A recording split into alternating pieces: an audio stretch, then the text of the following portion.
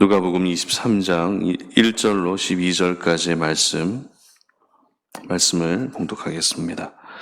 무리가 다 일어나 예수를 빌라도에게 끌고 가서 고발하여 이르되 우리가 이 사람을 보매 우리 백성을 미혹하고 가이사에게 세금 바치는 것을 금하며 자칭 왕 그리스도라 하더이다 하니 빌라도가 예수께 물어 이르되 네가 유대인의 왕이냐? 대답하여 이르시되 내 말이 옳도다.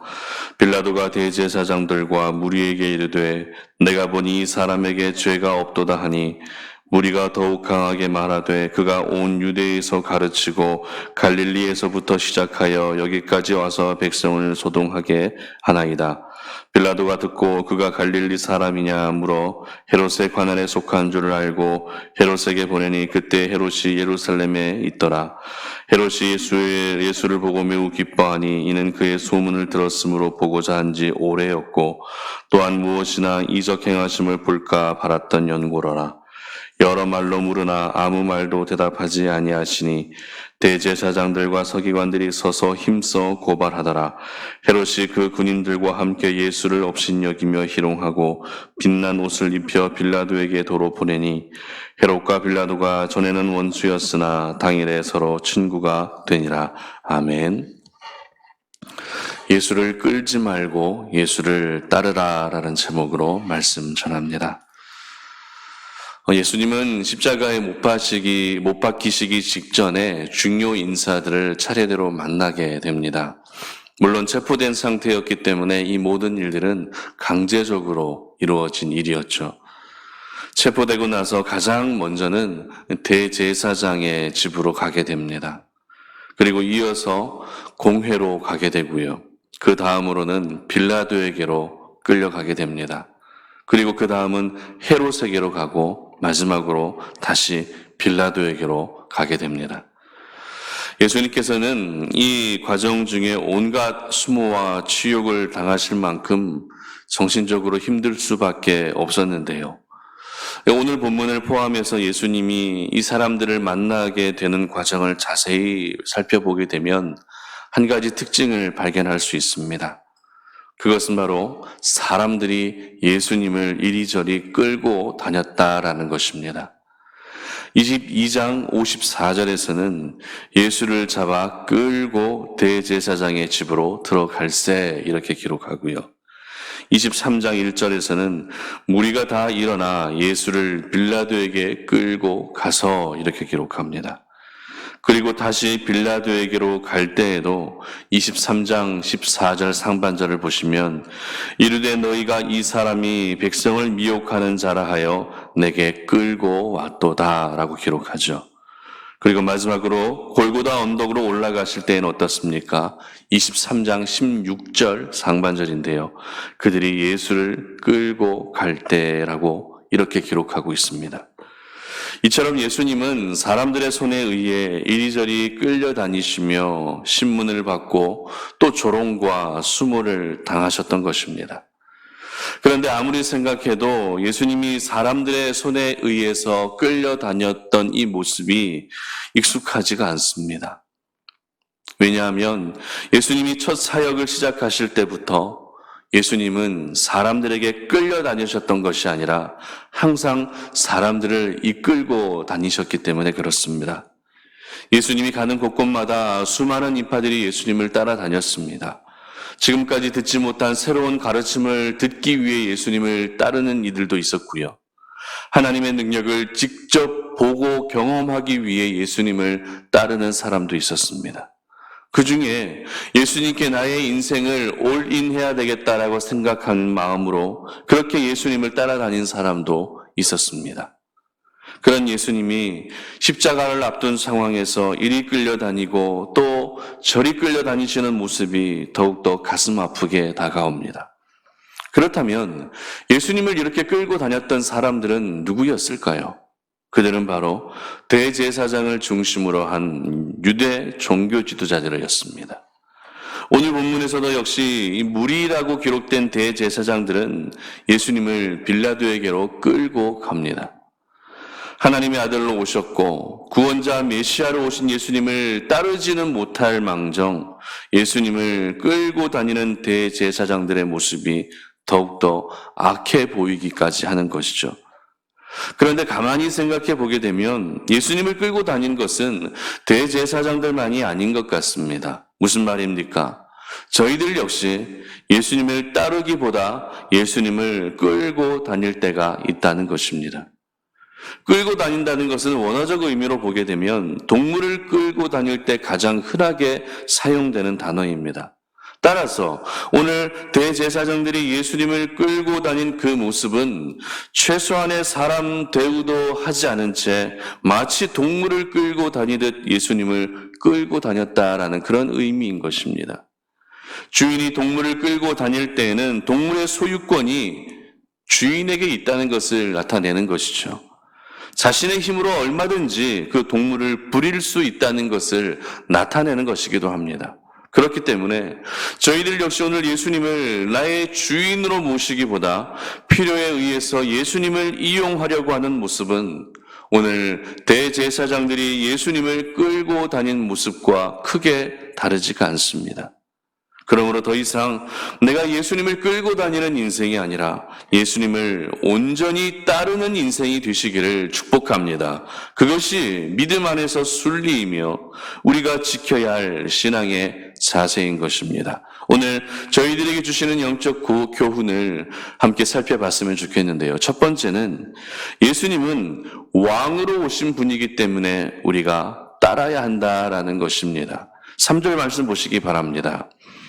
빌라도가 예수께 물어 이르되 네가 유대인의 왕이냐 대답하여 이르시되 내 말이 옳도다. 아멘. 처음 예수님이 대제사장들에게로 끌려갔을 때 그들은 예수님의 신성 모독죄를 걸고 넘어졌습니다.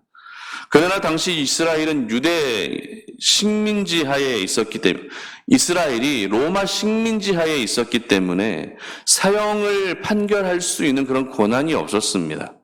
그래서 사형 판결을 할 수 있는, 사형 판결을 내릴 수 있는 총독 빌라도에게로 끌고 갔던 것이죠.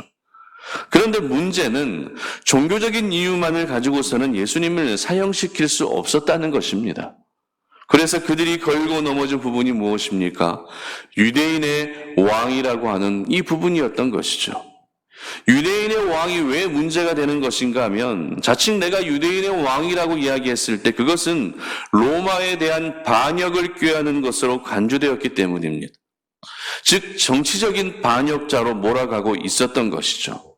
이와 같이 정치적 반역자로 몰리게 되면 사형 판결을 내릴 수 있었던 것입니다.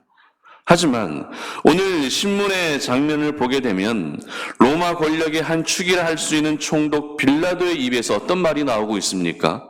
네가 유대인의 왕이냐라고 하는 질문이 나오는 것을 보게 됩니다.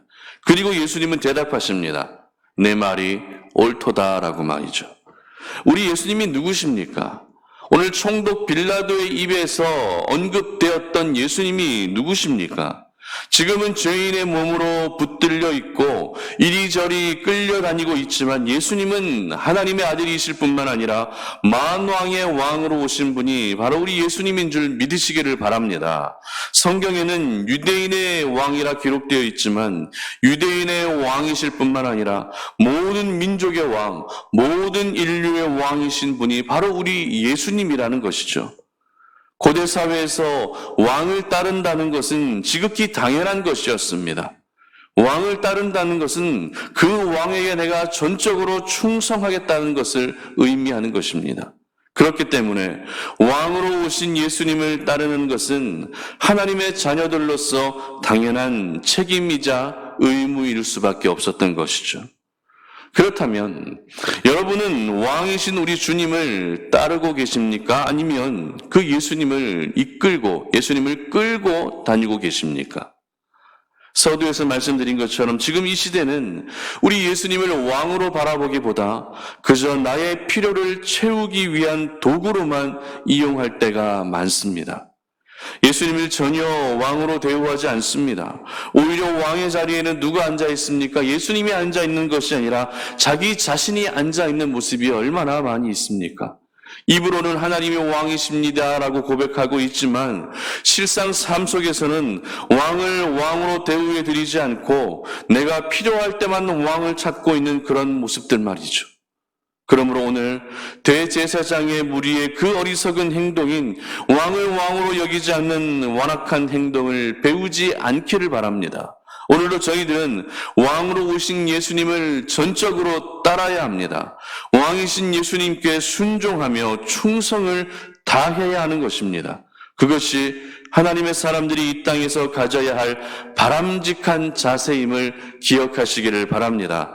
더 이상 예수님을 내 힘으로 끌지 마시고 온전히 예수님을 따르시는 우리 모든 성탄 올인의 성도님들 되시기를 주님의 이름으로 축복합니다. 두 번째로, 예수님을 따르는데 최선을 다해야 한다라는 것입니다. 10절 보시기 바랍니다.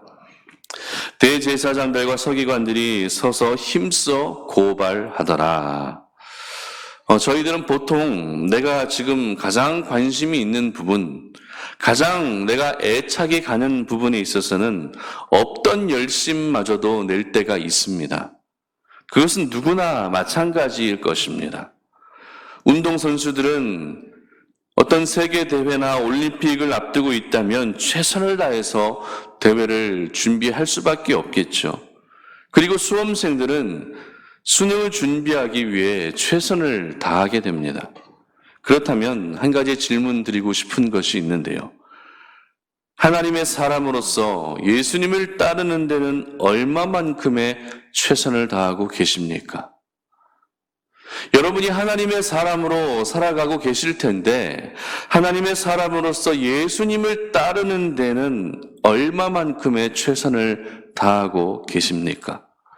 만약 최선을 다한다는 것이 100점이라고 한다면 예수님을 따르는 것에 있어서는 몇 점을 줄 수 있으시겠습니까? 이에 대한 성경의 가르침은 신명기 6장 5절을 보시면 이렇게 기록합니다. 너는 마음을 다하고 뜻을 다하고 힘을 다하여 내 하나님 여호와를 사랑하라. 아멘. 그렇습니다. 마음을 다하고 뜻을 다하고 또 힘을 다해서 최선을 다해 하나님을 사랑하는 것이 바로 성경의 가르침인 것입니다. 그런데 주님을 따르는데 최선을 다해야 할 그 열심을 다른 곳에 잘못 사용하고 있지는 않은지 모르겠습니다. 오늘 본문의 대제사장들이 바로 그랬습니다. 빌라도 총독은 예수님을 헤롯에게로 넘깁니다. 예수님에 대한 책임을 내가 지지 않겠다라고 하는 그런 의미겠죠. 그런데 헤롯은 자기 앞에 끌려온 예수님을 보면서 어떻게 반응을 보입니까? 굉장히 기뻐합니다. 왜냐하면 여러 가지 기적을 예수님이 행한다라고 하는 소문을 들었기 때문입니다. 그래서 이제는 예수님의 행하시는 그 기적을 볼 수 있겠구나라고 하는 이런 기대감으로 인해 예수님을 보며 기뻐했던 것이죠. 이것을 보면 헤롯이라고 하는 사람도 정말 어리석다라는 것을 깨닫게 됩니다. 과거에 세례 요한을 죽일 때에도 헤로디아와 그 딸의 요구에 따라 한 생명을 무참히 죽이는 일이 있었습니다. 그런데 오늘 예수님의 생명이 걸린 이 중대한 시점에도 예수님의 생명에 대해서는 전혀 관심을 갖지 않고 있습니다. 예수님의 생명에는 안중에도 없고 그저 이적 보기만을 기다리고 있는 헤롯의 모습은 사리분별을 전혀 하지 못하고 있는 어리석은 사람으로 비춰지고 있다는 것입니다. 그리고 더욱더 안타까운 것은 그 현장에 있던 대제사장들과 서기관들의 모습입니다. 헤롯의 말에 예수님이 아무 반응하지 않자 그들은 힘써서 예수님을 고발하고 있었다는 것입니다. 대제사장들의 이와 같은 모습은 예수님을 따르는데 최선을 다해야 할 부분이 완전히 잘못된 것에 최선을 다하고 있다는 것을 적나라하게 보여주고 있는 것이죠. 정말 제대로 된 신앙을 가지고 있었다면 이 현장에서 어떻게든지 예수님을 변호하고 예수님을 살리기 위해 최선을 다했겠지만 이들은 오히려 최선을 다해 예수님을 고발하고 있었던 것입니다. 우리 하나님은 아들이신 예수님을 내어주시기까지 최선을 다해 저희들을 사랑해 주셨는데 오늘 대제사장들은 오히려 그 예수님을 죽이기 위해 최선을 다하고 있었던 것이죠. 그야말로 잘못된 열심 속에 살아가고 있었던 것입니다. 그러므로 오늘 저희들은 주어진 이 하루라고 하는 세상을 살아가면서 잘못된 열심을 가지고 있었던 부분을 내려놓을 수 있어야 합니다.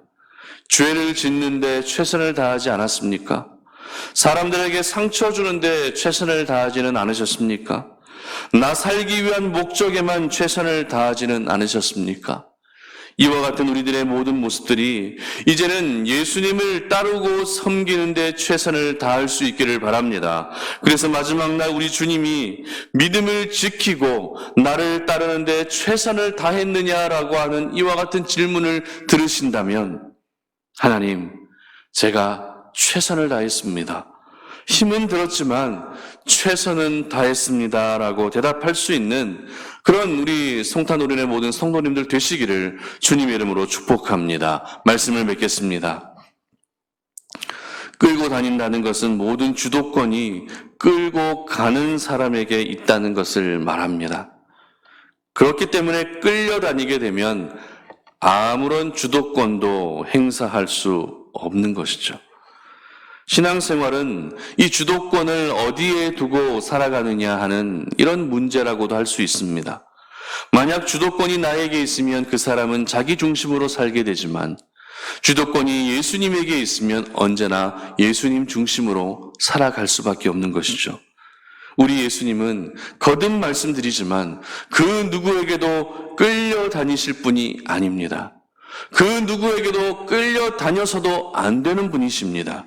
그러므로 더 이상 예수님을 여러분의 필요에 의해, 여러분의 그 필요를 위해서 끌고 다니지 마시고 이제는 온전히 예수님을 따르시는 우리 성도님들 되시기를 바랍니다. 예수님은 왕으로 오신 분이십니다. 그러므로 예수님을 따르는데 모든 최선을 다하며 살아가시는 우리 모든 성탄오륜의 가족들 되시기를 주님의 이름으로 축복합니다. 기도하겠습니다.